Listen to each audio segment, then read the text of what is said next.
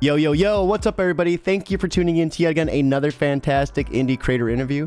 It's your Cape Crusader Cody, and we're keeping it geekly with our returning guest, Damien Becton. We're here to break down Sinner Takes All Issue 1 and everything in between.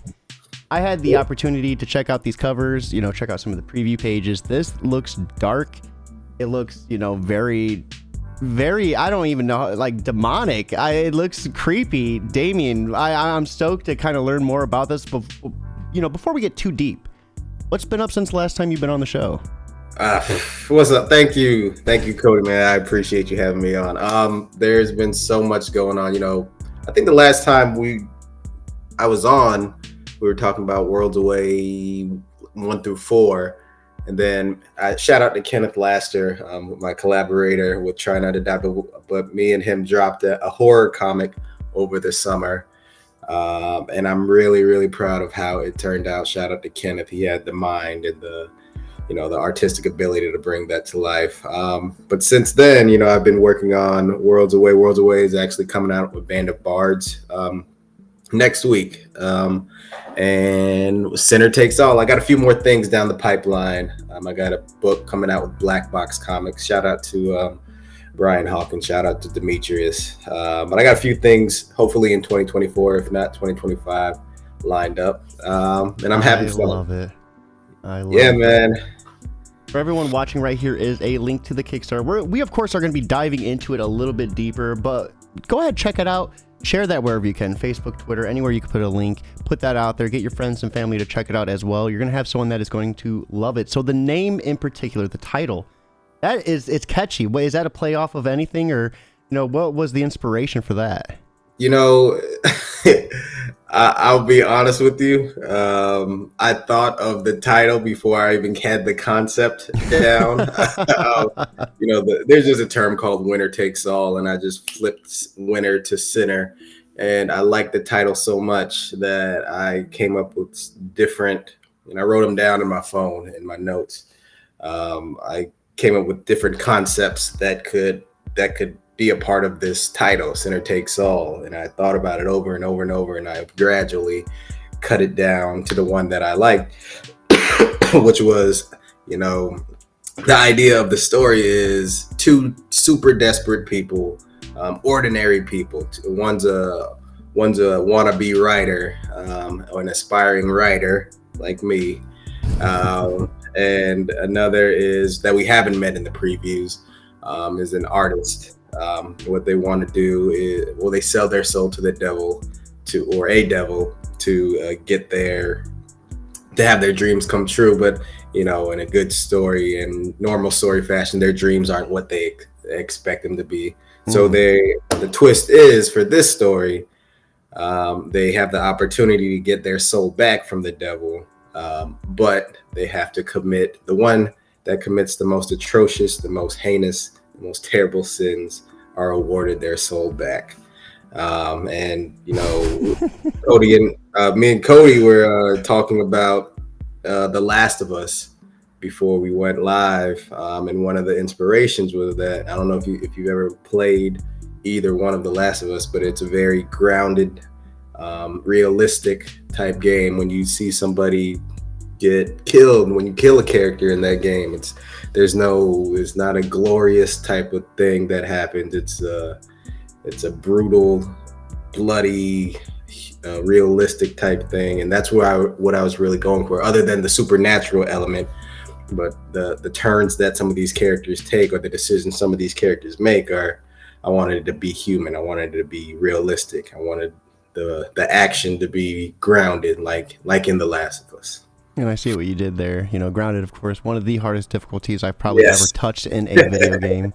Shout out to my cats, too. They appeared to have the zoomies right now. They must know that I'm live, and they're like, "Hey, let me get on, camera right now." I think last time we talked, my cat was cleaning himself off in the corner too, and I'm like, I remember that. Yeah. Come on now, guys. So, project we love already. Congratulations off the rip. That's awesome. Is this kind of like, you would say, your wheelhouse? Like, is like horror, suspenseful stories something like where you feel like you're really, strong suited? It's something that that's a great question, Cody. It's something that I've always wanted to do. Honestly, every time I come up with a concept, or most of the time I come up with a concept or a comic or a story that I want to write, a lot of times it's very fantastical. It's a lot of science fiction, fantasy, Final Fantasy type stuff, and I'm still in there. But the past two stories that I tried to write were more horror type stories, and it's something that I grew up watching. Shout out to my dad. I remember growing up with my dad, and he would watch, and he would, he'd be watching a movie, he'd fall asleep like this. But I tried to turn the channel, and he'd say, "I'm still watching that. I'm just resting my eyes." But he'd have Candyman on. He'd have Children of the Corn. He'd have Child's Play. He'd have all these classic horror movies on. And I would be 4, 5, 6 years old watching them, and for whatever reason, a lot of those stories stuck in my brain, and that's where a lot of the inspiration for this and Try Not to Die comes from. I remember being a young lad as well, watching the first Child Play, being like horrifically terrified of dolls for a hot second, and then like that Halloween dressed up as Chucky. Mom, if you're watching, I know Mama Geekly's gonna watch this episode at some point. Thank you so much for doing that. It's funny to look back and see that. And now I have 3 kids of my own. It's like, I don't know if I would play Child's Play for them. I don't know if that's something like maybe, but I don't know. It's like, I guess that cinematic trauma that we went through early on in our youth, it played out, for us, the best case scenario, we're not out, reenacting any of that. Yeah. And so, I don't know. It's, those stories, those movies that we grew up with, they're timeless, man. Mm-hmm. Child's Play is timeless. Candyman is timeless. All these things, and looking back at it, they might not look great because they're 80s graphics and special effects. A lot of it is practical, which a lot of people prefer. But that's what it was back then, and for whatever reason, it's sometimes it sticks with us for better or for worse, and hopefully in our case, Cody, it's for better. So Sinner Takes All, we have a couple of people trying to win their soul back from the devil. Sounds dark, horrific, gruesome. Mm-hmm. How hard was it to balance those beats, having 2 different characters? They both have to have good enough meaning to fight for their souls. Like, was that a challenge for you? Absolutely. And the first 3 or 4 drafts, maybe 2 or 3, there weren't actually 2 characters that I was writing. I actually cut it down from 3. So there was actually a character that I just cut out altogether. To make it work because I had limited amount of pages to work with, because I had limited amount of issues to work with, and it was tough, but I think being able to cut it down to 2 to try to make these characters more believable, to make them more human, I think it was all for the better. And I was shout out to Sunando C, who's the artist. He was able to bring these characters to life as well, because one of the things I asked him to do was make them look, I don't want them to look glamorous, I don't want them to look like movie stars. I asked them to, whatever you do, just make them look like regular people, because that's what we were going for. I didn't want them to be sexy or anything. If they're sexy, they're sexy, but I honestly just said, hey, make them believable, make them look like a normal person in today's society. And that's what he was able to do. And the first few pages blew my mind when I saw them. So shout out to Sunando. So, I mean, everybody kind of has their own interpretation of the devil. What are we going to see within Sinner Takes All? Like, what type of devil? Or, I mean, what is your ultimate interpretation of that? Mm-hmm. When we were coming up and I was, going back and forth with Sunando, he kind of pitched some ideas to me too. But we kind of settled on, this demon character named Josiah. And then Josiah was actually one of my previous students. All the characters in this are named after a student. But we named after the devil, though. Oh my god! Hey man, hey, that's what it is. But it was Josiah is a very calculated, and you'll see that he kind of pulls strings throughout the story. Because a little bit of spoilers for issue 1, issue 2. These characters seemingly think they have nothing in common, or there isn't. They seem random. It's a character named Dina that we meet in the first few pages, and then later on, maybe 2 or 3 pages after we meet Dina, we meet a character named Desmond. But they together, when they meet each other, they kind of think that it's just random. They they don't know each other. But Josiah is this calculated type demon, calculated type devil, and he's pulling strings. He's playing chess, and he's playing the long game.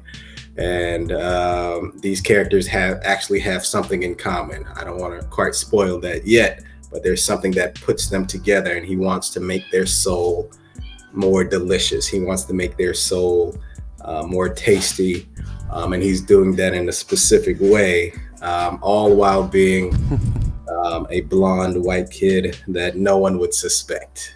Ooh, okay, all right. And just out of curiosity, what does a good soul taste like for the devil? If you had to put some sort of words to it, or just a description. Yeah, and if you guys check out, and I'm hoping you guys check out the pages, but this demon / devil in particular, he really likes the broken people. He really likes the desperate people. For whatever reason, he likes to consume the ones that are down on their luck and so desperate that they're willing to throw everything away. And he puts people in a even worse position to make them even more desperate. He puts people in a even more terrible situation to make them that more delectable, I guess. And hopefully, if we're able to tell this story, cross my fingers, and I think we'll get there. We'll see how he does that specifically. Man, it just feels like it would be so daunting to write a character of that magnitude. Yeah, it was. I'm not gonna lie. There were some, when I was writing it, I was kind of like, "Am I taking this too far? Is it?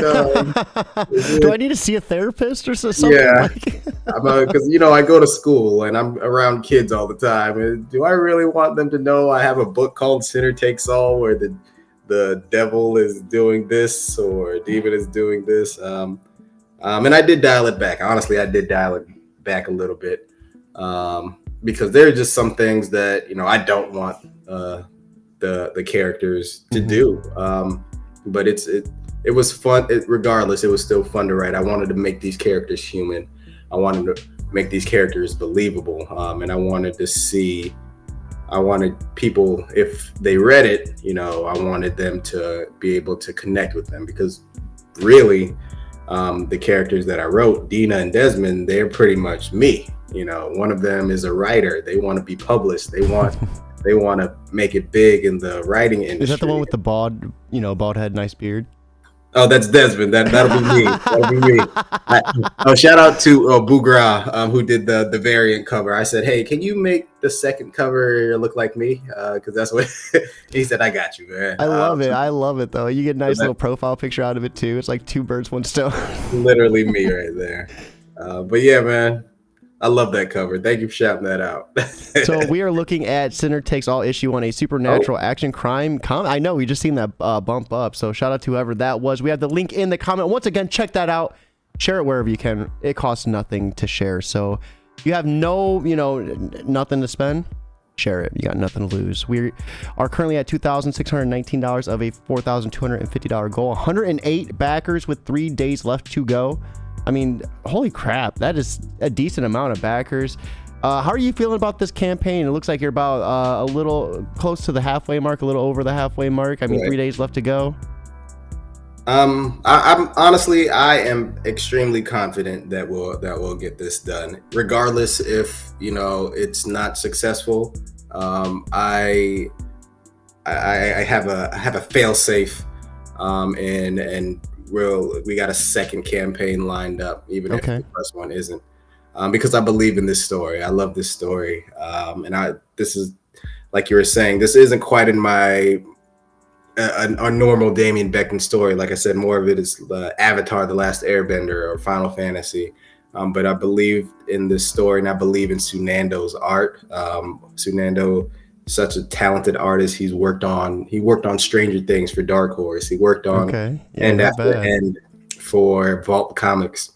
And I was lucky enough to have him agree to, do this book with me. And, just looking at that cover when he sent it to me, I was so happy because, there were different versions of it. And that's some of the stuff we'll see in the deluxe package. He sent me different versions of this cover, and he settled on this one, the one that makes him look so unsettling. Josiah, so unsettling. But I was so happy when he agreed to be a part of this. And honestly, I don't want to let him down because he's such a good guy. It looks like there's like some crazy symbolism on this cover. And I might be mistaken. It looks like, is this maybe like a 2 and a 3 right here and a 9 or some sort? It looks, I don't know. Maybe I'm off on that.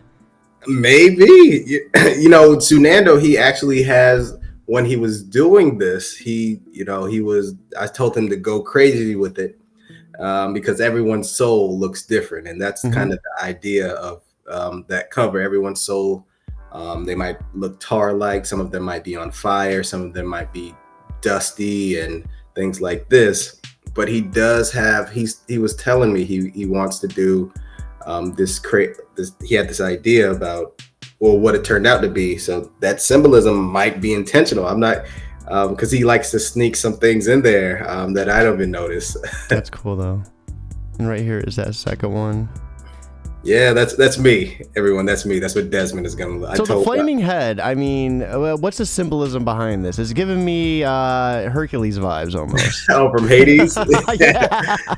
Yeah. When I told him, there was a specific picture that I actually sent Bugra, the variant artist. There was a picture of 50 Cent. He had an album called Before I Self-Destruct.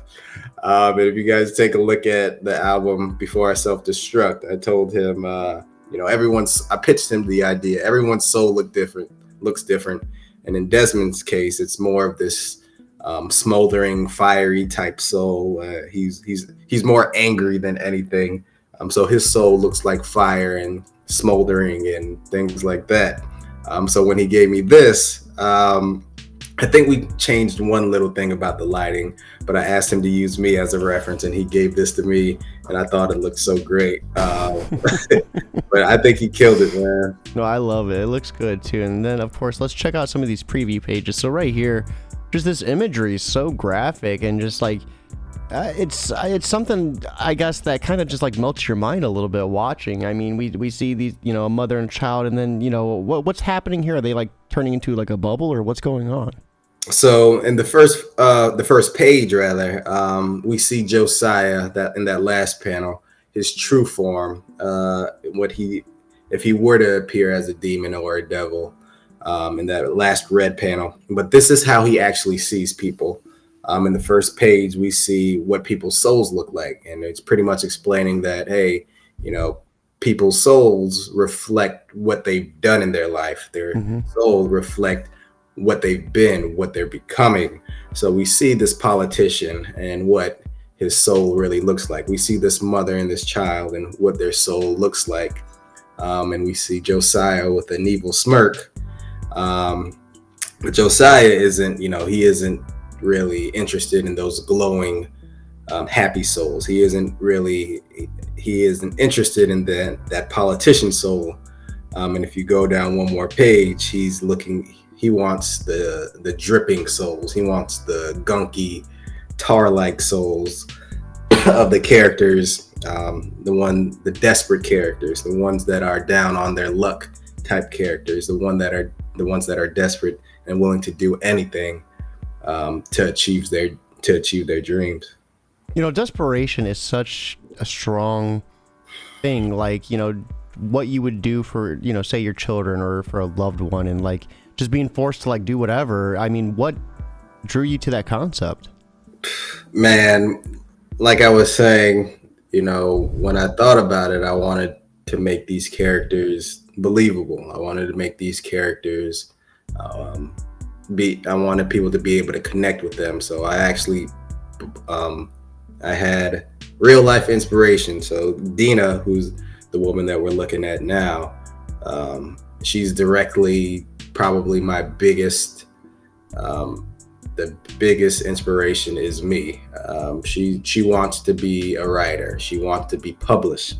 She wants to work with Marvel, not necessarily Marvel, but in my case, I want to write for Marvel. I want to have a book with Image. I want to have a book with DC. So I wanted the characters to have believable and motivations, things like that, and that's what we see. So it's pretty much asking the question: are you willing to sell your soul to the devil to achieve your dreams, to become a published, successful writer?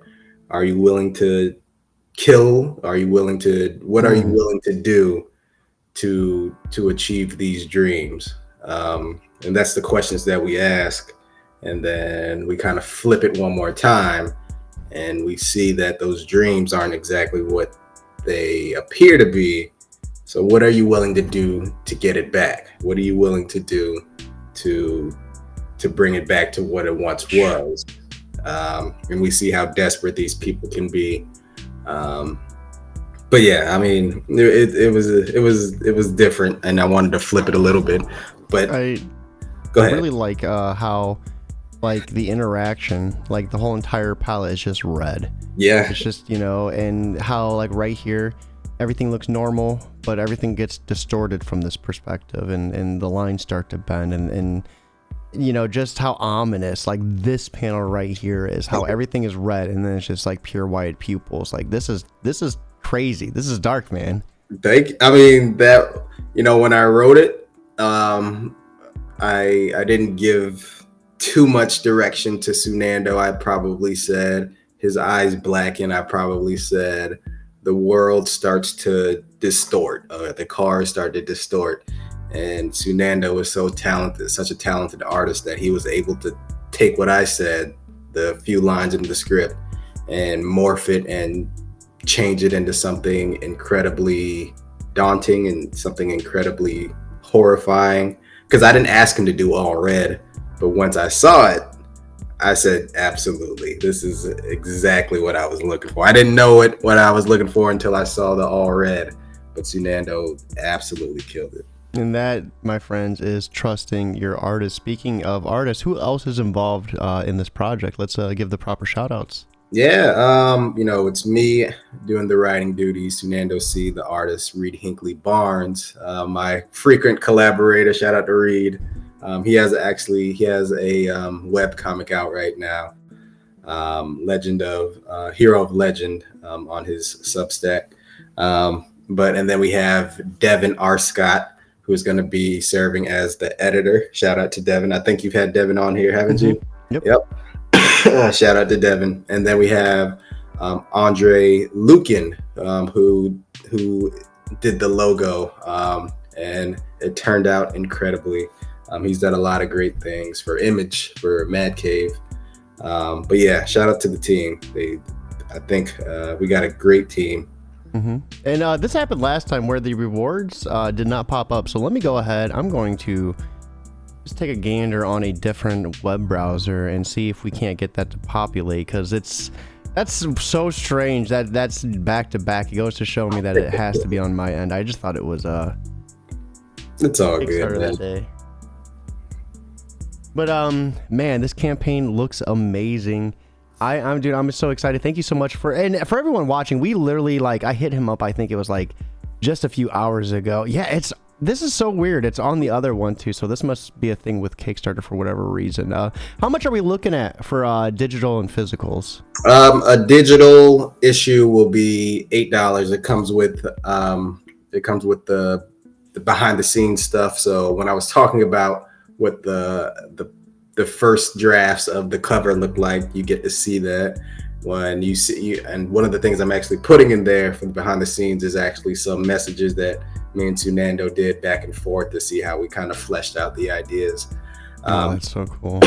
I'm also putting in the script so you can actually see how Sunanda was able to take what I put on paper and then morph it into something even better than I imagined. So you see how I'll be able to write a script, but also how Sunanda was able to just kill it. For physical, I think both physical issues are $13 plus $5 for shipping. And we also have some other things in there.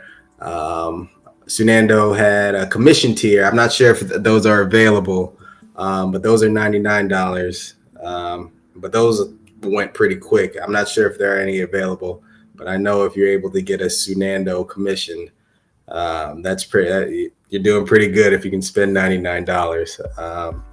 I just found it. Sorry to interrupt. I didn't mean to interrupt, but so like right here's campaign, and normally I don't know. Like it's been a hot second, I guess. Like you used to be able to just scroll down and like it would be listed right underneath the creator. They have a whole little tab right here. Oh yeah. Like, so my apologies on that. We could have. No, they did switch it up. They switched it up while I wasn't even like after my last campaign. So having this, I was unaware as well. I like this though, how the add-ons right there as well. Like that's pretty cool. So you get the ink and parchment. This is so cool. Little notepad and then a pen. $25 with the physical copy. That's so cool. Like, well, you know, what drew you to want to do this? I don't think I've really seen a lot of pen pad combos. Yeah. One of the reasons I did it, because what I've done in the past is, you know, I've always done shirts. I've always done print, but I wanted to make this one a little bit more unique. I wanted to make this one a little bit more special because they're signing their soul away to the devil. I was thinking, I thought about different ways that I can make that a little bit more tangible. So I said, hey, these people are literally signing their soul away. They're signing a contract. So maybe I can give them a little notepad. Maybe I can give them a pen. And I thought it was clever, but it turned out really well too. The notepad turned out great. The pen is absolutely amazing. But I was happy with that idea. I was happy. Do you use the pen at your job? I surely do. Yeah. My girlfriend uses the notepad. I'm like, dude, what are you doing? Making grocery lists on. It says center takes all.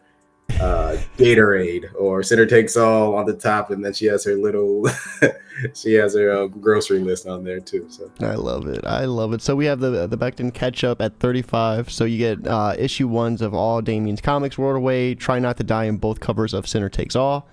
This cover for Try Not to Die is so cool too. It reminds me of like that retro like VHS look. Yeah. Man, I love that cover. Shout out to Kenneth Lasser. I wanted to get him on a cover for Sitter Takes All, but that you're right. Try Not to Die. Can't wait for Try Not to Die #2. Yeah, be in the issue for $170. So that is a very, cheap way to get in a comic, get immortalized. Do they get a choice, like if they get to be like just a regular NPC or like some sort of like demonic soul? So for if you want to be in the issue, yeah, you get to tell us exactly. You'll have your picture or whoever you want to be in there. You'll have your picture in there. You got a crappy ex. Get in on this. And then you'll tell us exactly what you think your soul would look like. If you think your soul would be this big blinding aura of goodness, yeah, that's what it'll be. If you think it'll be this cold, icy soul, then yeah, you get to let us know exactly what it is, and we'll let Sunanda work his magic. That's pretty funny too. I seen this thing where it was like this humane society. They had these cat litter boxes, and for like a donation, they would write your ex's name on the inside of the litter box. It's genius though. It's like, all right, like, hey, I saw that. I think I saw that somewhere. So see your soul custom cover early. What's this about? So it's similar to being in the issue. It's similar to the Sunando C. I guess the Sunando C commissions are all taken.